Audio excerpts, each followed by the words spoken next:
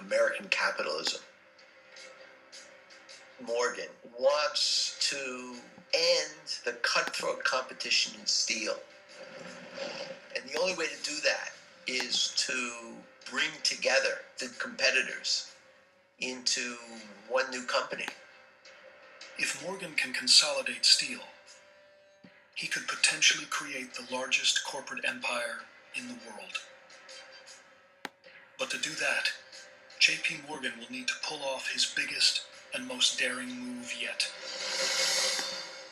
A complete takeover of Andrew Carnegie's empire. Morgan's timing is impeccable. Carnegie, after years of bruising battles, is questioning his future.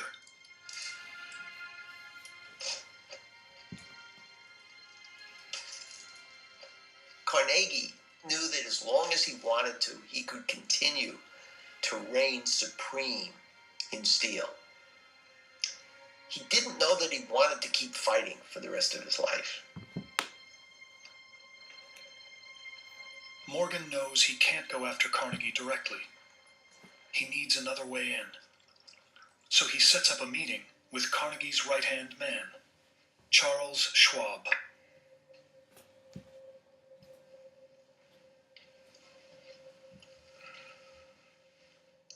How long have you worked for Carnegie?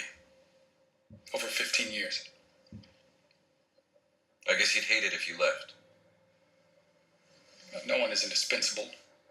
You've doubled profits at Carnegie Steel every year for the past 5 years. Times have been good. Carnegie's a very easy boss. What if you were your own boss? Of what? I am going to buy Carnegie Steel. And you are going to be president of the world's largest company. With all due respect, Mr. Morgan, Carnegie would kill your idea at birth. Carnegie would never sell. Everyone has their price. You just have to find out what it is.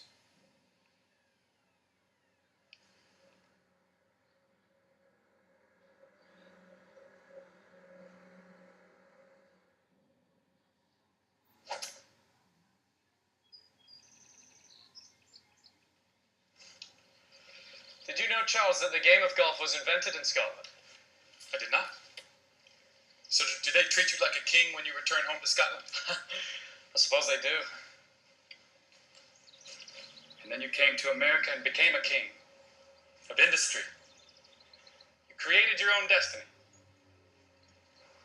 Destiny is not a matter of chance, it is a matter of choice. Exactly. Quote from Shakespeare. No. William Jennings Bryan said it. And we three kings of industry have robbed him of his destiny. Yeah, for the greater good. To create more wealth. Only if that wealth is used for the benefit of mankind. You know, if you were to sell Carnegie Steel, you could spend the rest of your life benefiting mankind.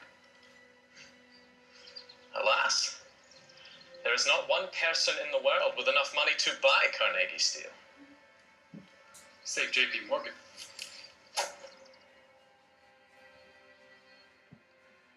Supposing Morgan did want to buy, what would be your price?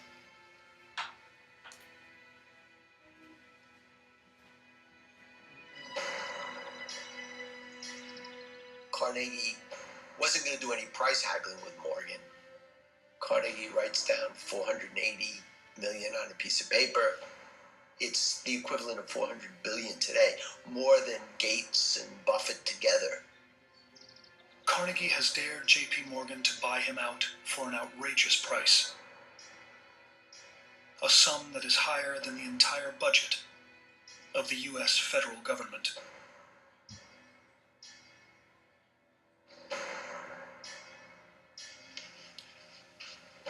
I have a price.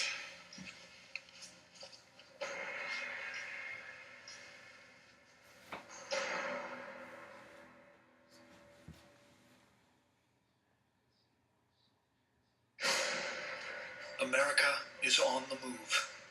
After decades of unprecedented growth, the country has emerged as one of the leading industrial powers in the world. J.P. Morgan has consolidated businesses for years, and now he's set his sights on Andrew Carnegie's steel empire, hoping to take it over and create a complete monopoly in steel.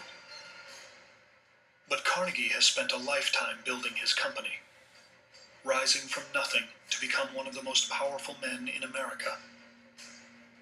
Convincing him to sell will take an astronomical amount of money.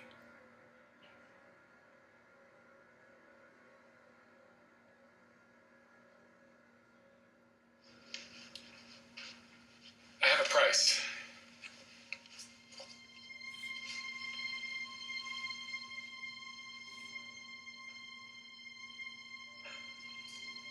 Have Carnegie come and meet me. Tell him the answer's yes.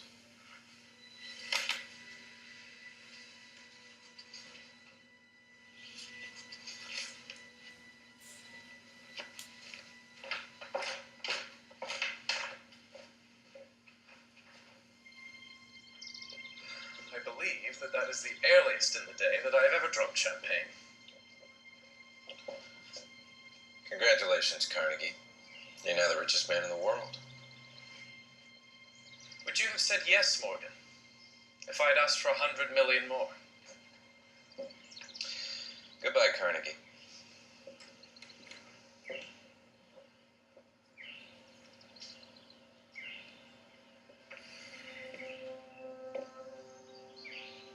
For 30 years, Andrew Carnegie has battled John D. Rockefeller for the title of America's richest man. And now, he's finally surpassed him. The deal gives Carnegie a personal net worth of over $310 billion in today's money, the largest private fortune the modern world has ever seen.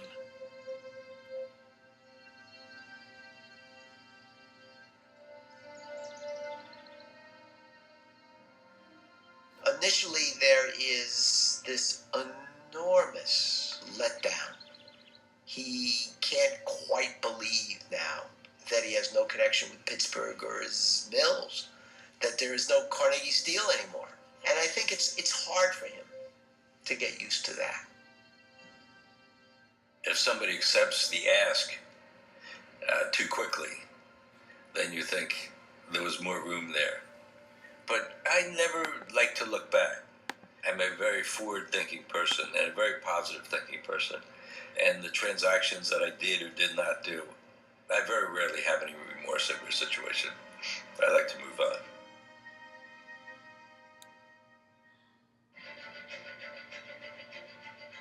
J.P. Morgan calls his new company U.S. Steel. It's instantly the biggest corporation in the world. The first company in history to be worth more than $1 billion. And it will dominate the steel business for almost 100 years, virtually unchallenged. But the creation of U.S. Steel is only possible in this new era of unchecked monopolies. An era Morgan helped create when he and his rivals put their president in the White House.